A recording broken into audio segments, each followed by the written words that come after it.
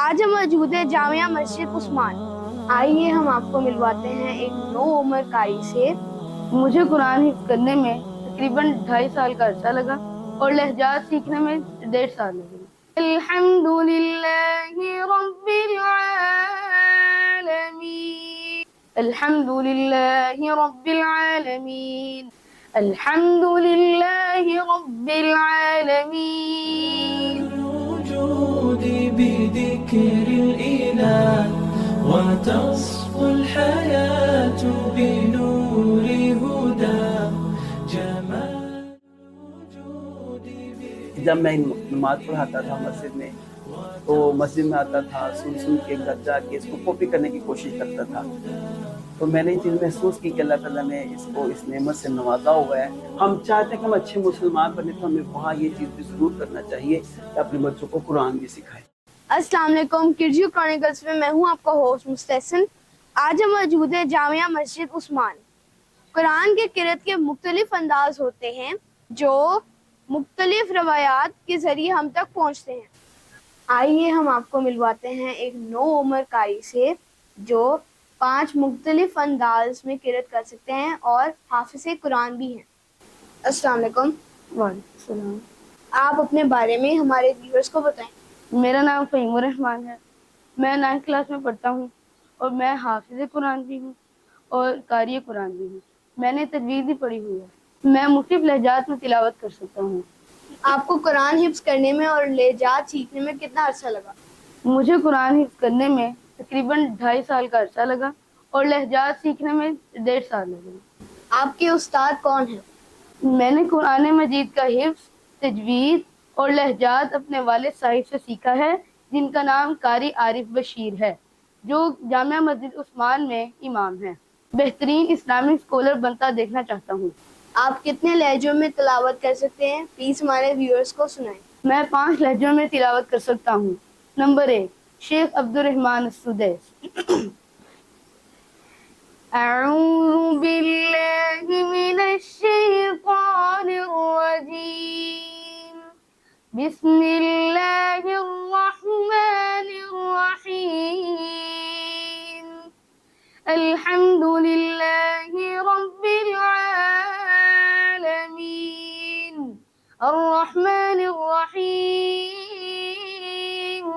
مالک یوم الدین، ایاک نعبد وإیاک نستعین، اهدنا الصراط المستقیم، صراط الذین أنعمت علیہم غیر المغضوب علیہم ولا الضالین،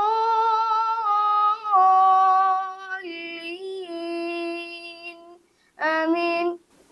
نمبر 2، شیخ الشریم۔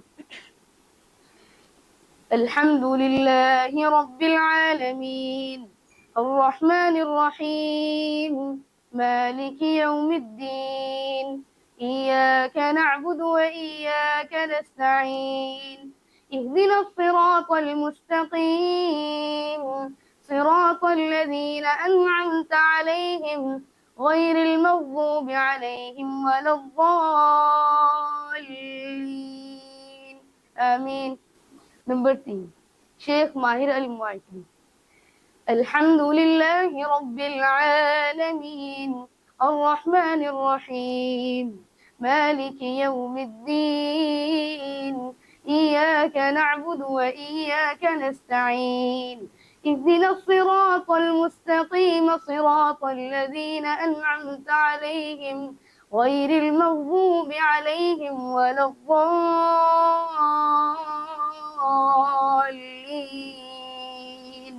آمین۔ نمبر 4، شیخ مشاری المعیقی۔ الحمد للہ رب العالمین، الرحمن الرحیم، مالک یوم الدین، ایاک نعبد وإیاک نستعین، اهدنا الصراط المستقیم، صراط الذین أنعمت علیہم غير المغضوب عليهم ولا الضالين آمين. نمبر 5 شیخ ایوب. الحمد لله رب العالمين الرحمن الرحيم مالك يوم الدين إياك نعبد وإياك نستعين اهدنا الصراط المستقيم صراط الذين أنعمت عليهم غير المغضوب عليهم ولا الضالين آمين. شیخ یاسر الدوسری. الحمد لله رب العالمين الرحمن الرحيم مالك يوم الدين إياك نعبد وإياك نستعين اهدنا الصراط المستقيم صراط الذين أنعمت عليهم غير المغضوب عليهم ولا الضالين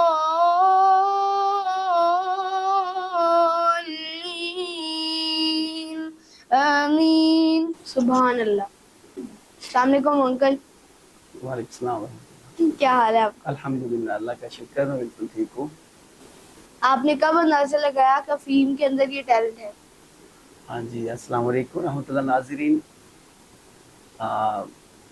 میرا نام قاری عارف بشیر ہے. میں جامع مسجد عثمان نظام لوک علامہ اقبال ٹاؤن میں امام ہوں. تو ابھی مجھے یہ سوال کیا گیا ہے کہ آپ نے فہیم بیٹے میں کب یہ چیز محسوس کی کہ یہ قرآن کے مختلف لہجات میں قرات کر سکتے ہیں.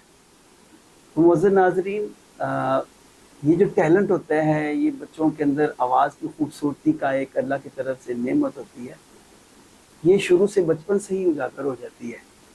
گھر میں چلتے پھرتے بچے جب ایک ماحول دیکھتے ہیں کہ تلاوت سنتے ہیں تو ان کے اندر ایک آواز اٹھتی ہے تو خود سے کچھ نہ کچھ بولنا اور پڑھنا شروع ہو جاتے ہیں. تو میں نے الحمدللہ اپنے اس بیٹے میں بچپن سے یہ چیز محسوس کی کہ جب میں نماز پڑھاتا تھا مسجد میں تو مسجد میں آتا تھا سن کے گھر جا کے اس کو کاپی کرنے کی کوشش کرتا تھا.